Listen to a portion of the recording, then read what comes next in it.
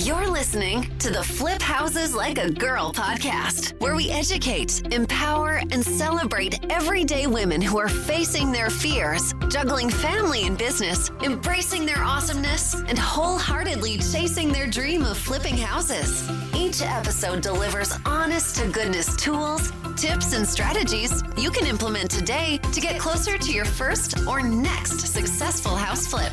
Here's your spiky-haired, breakfast taco-loving host, house flipping coach, Debbie DeBerry. What's up, you guys? It's Debbie DeBerry here, and my dog Dash. She is feeling super needy today, so she's hanging out super close to me. I don't know what's going on with her. Maybe it's the beautiful weather and she actually wants to be outside. I don't know. Anyway, I hope that whatever you're up to, you're having an awesome day, that it's been easy, and I am grateful that you're spending some time with me. So what's going on in my world? Well, let's see. Next week is Thanksgiving, so we're kind of finalizing what we're doing on Thanksgiving Day. We're actually going to be volunteering with an organization called Operation Turkey. And there are lots of different ways you can volunteer. And what we're going to be doing is actually delivering meals on Thanksgiving Day. So I'm really, really, really excited about that. I love this time of year. I love donating my time. I love donating my energy. I love being involved in the community. It makes me feel so much more connected and like I'm really living my higher purpose. I am not just focused on me and what's happening inside my little bubble. So I hope that you guys have some awesome plans for this coming holiday. All right, now I want to do a listener shout out. First of all, you guys, thank you for taking the time to let me know that what I'm doing actually matters. And by you leaving a rating and a review, it really helps this podcast reach more people. So the way it works is the more ratings and reviews that a podcast has, the more likely it is to be shown to people. So thank you very much for doing that. All right, this review, it cracks me up. Some of y'all's names are just funny. This one is by Sweet Little Kumquat. That's just hilarious. It makes me laugh. All right, so it says, I'm currently in the dip my toe phase of learning about real estate investing. Debbie's podcast is awesome. She shares mindset tips, practical strategies, and how-tos. And my favorite, interviews with real women who have taken the plunge. I hope to be one of those women someday soon, and I'm thankful Debbie is sharing her knowledge and encouragement to empower more girls like me. Yes, Sweet Little Kumquat. I hope that I'm interviewing you as well. Your name is so funny. So thank you for the chuckle. I appreciate it. And again, thank you for taking the time to let me know what I'm doing matters. All right. So what I want to talk about today is something that comes up pretty frequently. And that is this notion of I can't possibly start learning how to flip houses or even flip a house while also working a full-time job. And I am here to say that that is total nonsense. You absolutely can do this while also working full-time. Or, as was the case for me, I had an entire business I was running, and I still flipped a house when I first got started back in 2008. So yes, it is entirely possible to do this. Now, how do we manage our time in such a way that we can actually accomplish all that we want to accomplish and get all the tasks done that need to get done? That's exactly what we're going to talk about in this episode. All right. It's all about managing your time and operating in a way that will allow you to actually achieve anything you want to achieve. Okay. So the first thing is you've got to set goals the right way. And yeah, there is a right way and there's a wrong way. There's an acronym called SMART, right? SMART goals. Maybe you've heard of this. So when you're setting goals, you need to keep that acronym in mind. So SMART. The S stands for specific, meaning you have to state exactly what it is you want. It can't be a vague goal. Your goal can't be, I want to be a millionaire. That's not specific enough. Great that you want to be a millionaire. What does that even mean? Do you mean tomorrow you want to be a millionaire? Or in 10 years you want to be a millionaire? And does millionaire to you mean $1 million in the bank? Or is it $1 million worth of equity in real estate holdings? Because those are two very different things. So you've got to be exact. And it has to have a metric to it. For example, the women that I work with in my coaching program, the goal is to flip a house within the next 6 to 12 months because we're being realistic and we know it's ridiculous to say you're going to flip a house in 30 days. Now, on top of being specific with your goals, you've got to write them down because you're a lot more likely to follow through on goals that are written down than goals that are just in your head. And for extra credit, tell somebody, right? Tell somebody else your goal. That's scary, right? That's super scary because then you have to hold yourself accountable because now it's out in the open. That's some good stuff right there. All right. So S in SMART is for specific. It has to be a specific goal and it has to be a metric. So it has to be measurable what that specificity is. The M in SMART stands for meaningful. Why do you want to achieve that goal? Why is that why you want to achieve the goal? Why is that why you want to achieve the goal? All right. So you just keep going deeper and deeper until you're left with the absolute essence of why. And it's usually around freedom or family or love or whatever, but it's usually drilled down to 1 or 2 words. Okay. So it has to be meaningful to you because your goal might not mean to me what it means to you. And that's fine. My goals aren't going to mean to you what they mean to me. It is super individual. Okay. The A in SMART stands for achievable. So it's excellent to have lofty, long-term goals, okay? But along the way, you've got to have short-term goals and milestones that you're achieving, or else you're going to feel completely frustrated. You're going to feel like you're not making any progress.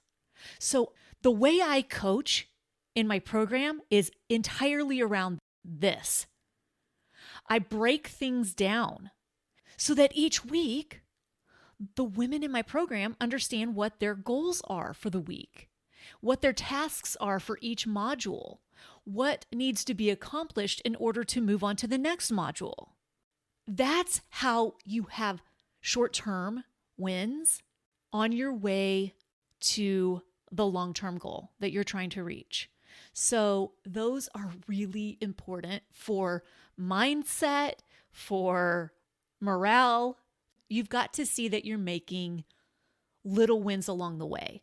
And honestly, they might seem little, but every single win you get is huge. Okay? So, all right, next one is R for relevant. And what do I mean by relevant? What the heck is a relevant goal? Well, it means that it's important to you and it is in alignment with your values, your beliefs, and who you are in your core. Okay? So it has to be relevant to you. And then finally, the T in SMART is for time-based. They have to have an exact date.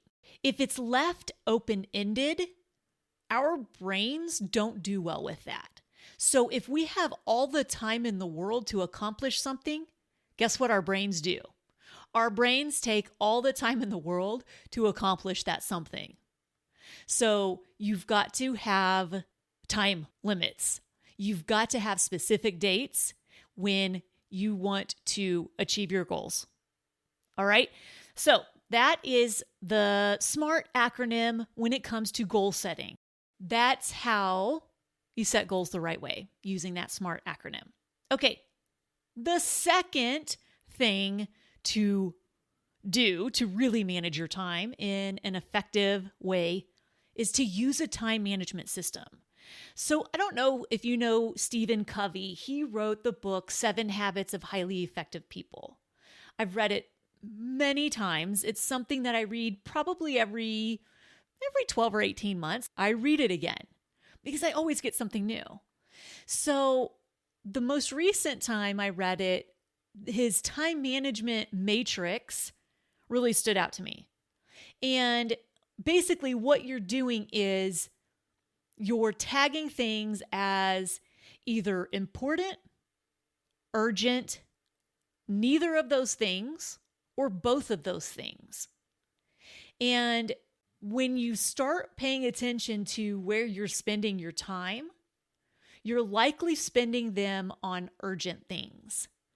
When really for long-term success, Stephen Covey says that we need to be focusing on the things that are important, but not urgent. Because usually the urgent things are fires that we're putting out for someone else. They're not necessarily for us. Okay. Number 3, audit your time for 7 days. Now, my coach, so I always have a coach, and one of my coaches recently said to me that I needed to audit my time and how I was spending it, which honestly, I was like, oh God, I don't want to do that. That sounds so dumb. So I am incredibly coachable. At first, I might be like, I don't want to, but I'm totally going to do the thing because that's why I hire coaches, because they are where I want to be in some aspect of my life or business. So that's why I hired this coach. Anyway, so I had to record how I spent my time. And there are some apps that do this for you, which is awesome. So what I did was I used an app that basically was running in the background on my computer. And anytime I did anything, it was recording where I was spending my time. And honestly, I was pretty surprised at how much time I was wasting doing things that were total time sucks. So record your time and see where you're spending it. And if you're not spending it mostly in that quadrant that Stephen Covey says is the most important, which is important stuff that isn't urgent, then you need to rearrange your schedule and put the focus on those specific tasks. Okay, number 4, time block.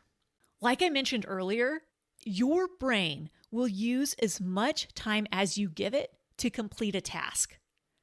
So if I say I'm spending all day, 7 hours, recording this podcast episode, editing it, preparing it to be released on the next release date, then guess what? It's going to take me 7 hours to get it done. If I give myself 2 hours to do that same task, guess what? It gets done in 2 hours.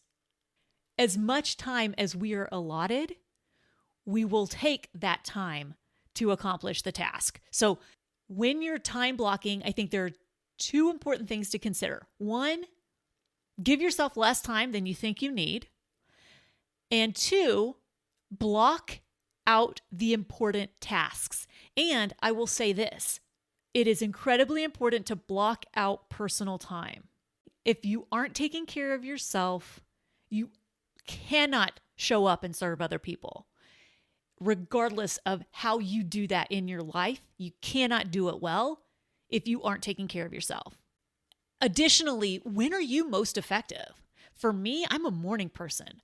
After about 3 p.m., I am not going to be able to brain things for you. I'm not going to be as effective or efficient or productive. So I try to do most of my tasks that require creativity or being fully present and connecting with people. I try to do those things before 3 p.m. and ideally in the morning. So know what time frames you are most effective and most productive and most awake and aware and present, and time block accordingly. Okay? Number 5, start your day with a morning routine. And I know some people are going to roll their eyes at this one and maybe at every single one. That's okay. But here's the thing. If you aren't where you want to be and you're still doing the same thing today that you did yesterday, maybe it's time to change some stuff, okay? I highly recommend The Morning Miracle, which is a book by Hal Elrod. It's awesome, okay? It is a fast read, and it highlights specifically the reasons why you need to have a morning routine, okay? For me, the reasons I think it's important are you start your day with intention and you start it proactively versus the first thing you do being grabbing your phone and reacting to emails and texts and social media and all of the influx of stuff. That puts you on the reactive side of things, where you want to be on the proactive side of things, where you are dictating the way your day goes, where you are intentional about how you start your day and how you set your day up. Starting your day with a morning routine is incredibly important to set yourself up for success for that day. Number 6 is along the same lines as time blocking, but this is specific to emails. So blocking out time that you're going to respond to emails, as well as blocking out time that you're going to hop on social media. Yes, we are all wasting so much time on social media. Turn off your social media app alerts. Break the habit of checking your social media accounts every time you get bored or every time you feel overwhelmed and don't know what to do next. Instead of reaching for your phone to check email or hop on social media, take one action step that will move the needle toward your goal. Okay? So schedule email response times and schedule social media time. All right? Number 7, take frequent breaks. Okay? Our brains work and learn and produce better in chunks of time. So every 60 minutes or somewhere around there, get up, go for a little walk. That leads us into number 8. Feed your body regularly and with healthy, wholesome foods. Number 9, exercise regularly. It doesn't have to be a 5-mile jog every day. Go take a walk for 30 minutes. Every day, you've got to be moving your body. You've got to be taking care of your body. Again, if we are not taking care of ourselves, there's no way that we can show up fully to serve other people. Number 10, meditate. Yep, I know. Roll them. Roll those eyes. I know it. Meditation is incredibly effective for boosting productivity. How? Well, it helps with focus. It helps with tuning out the things that are not important. It helps with energy levels, and it helps you sleep better. And guess what? All of those things help you manage your time better and make you more productive. And I know you might be thinking, Debbie, it's too hard. I can't sit still. I can't make those thoughts that go through my head when I try to sit still. I can't make them stop. Guess what? You have to practice meditating. You have to keep practicing meditating. And all of those things you will get better at. But in order to be better at the thing, you have to practice the thing. Okay? All right. Number 11, get a coach who can guide you. Look, I grew up playing sports, so I've always known the value of a coach, and it goes so much deeper than just the how-to of doing something. I mentioned it earlier. I always have a coach. I actually have two right now. And I know that I'm going to get to where I want to be faster and with a heck of a lot less pain if I align myself with a coach. So what the coach is doing is making me more efficient. And I value my time just like anyone else does. And I have a huge need for efficiency. I'm hardwired to make things more efficient. So if I can align myself with a coach who will tell me exactly how to do what it is that I want to do, the steps I need to take, and that person also provides incredible support, you better believe I'm going to align myself with that coach. That's just how I operate. That is my mindset. If I come at it as, oh, I can't afford a coach, or, oh, I'll figure it out on my own, guess what I'm doing? I am wasting my time. And I promise you, I'm wasting a heck of a lot more money trying to figure it out on my own. So find a coach who's doing what you want to do and align yourself with that coach. Okay? Simple as that. That's efficiency. Number 12. This is a big one. You need to quickly reboot when necessary. So, what do I mean by that? You, and only you, have to be your source of motivation. And that comes from really knowing and feeling a deep connection to your why and your bigger purpose. But you have to be your source of motivation. You can't get it from anyone else. You have to be your source of motivation. Because if you're relying on someone else to constantly be that source of motivation, what are you going to do when that person's not there anymore? Be self-sufficient and figure out the ways that you need to show up for yourself in order to motivate yourself. And feeling deeply that connection to your why, that's the answer. Also, stop making everything about you and focus on your why and serving others.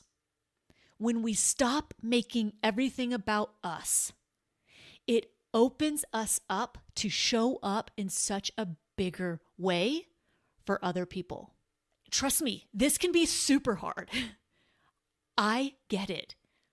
The more I put myself out there, guess what? The more haters come out of nowhere. I become a bigger target. People honestly reach out to me and say the meanest things to me. They don't even know me. And they already have this preconceived notion of who I am. And they say hurtful things to me. And here's the thing. I know that it's about them. It is 100% about them. Has nothing to do with me. They're triggered by something, but it's not about me. It doesn't make it any easier to take when someone says something that is totally out of line. It doesn't make it any easier. But here's the deal. Why do I keep showing up? Even though sometimes I'm like, screw it. I don't want to do this.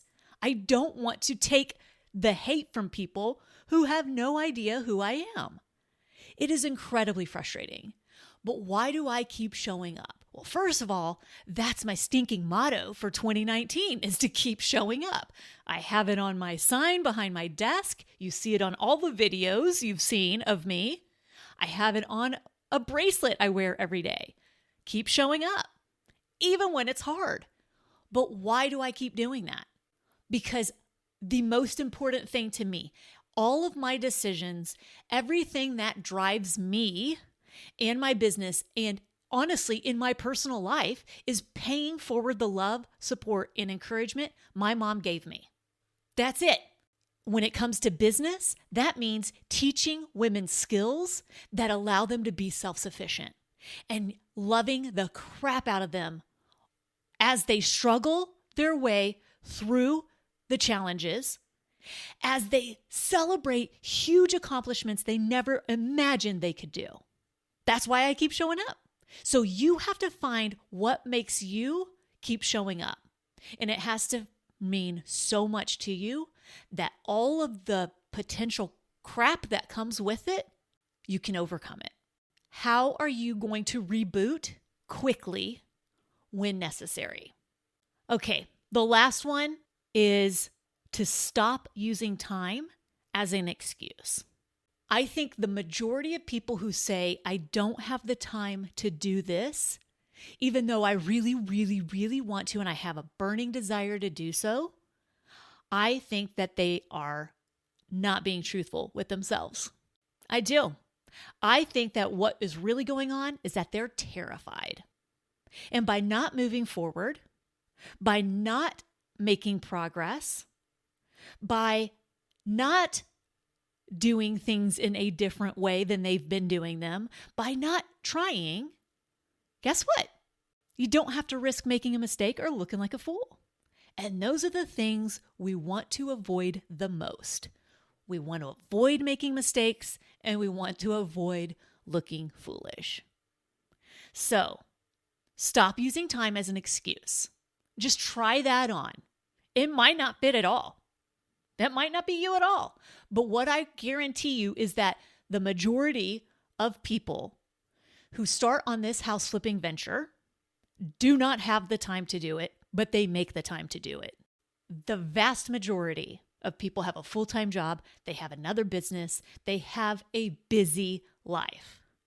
And yet, they still make the time to accomplish those milestones on the way to the big, lofty goal. All right, you guys, those are the 13 time management tips that I wanted to give you for achieving your goals. Now, like I mentioned earlier, your ratings and reviews are super meaningful to me, and also they help me get my message to more people. So I am on a mission to instill in women that if they want to flip houses for a living, they 100% can do so successfully and love their life while they do it. So if you are getting anything out of this podcast, would you be so kind as to leave a rating and review and help me reach more like-minded women? Also, this is the final push for the end of 2019 because I'm closing down my program pretty soon and we'll reopen in 2020. So this is the time that you need to be out there learning, putting all of the steps together, finding a house to flip. This is prime time right here. And if you're sick of not making progress, if you're sick of putting your dreams on the back burner while you watch everyone around you accomplish theirs, or maybe you're watching other people in your city or town flip houses and you know you can do it better because you do it with a lot more heart, but you don't know the steps and you know you need help along the way, that is why we're here. Go to firstflipdoneright.com and it tells you exactly what you need to do to learn with me and my amazing tribe. Okay, you guys, until next time, go out there, flip houses like a girl, leave people and places better than you found them, and make it a great day.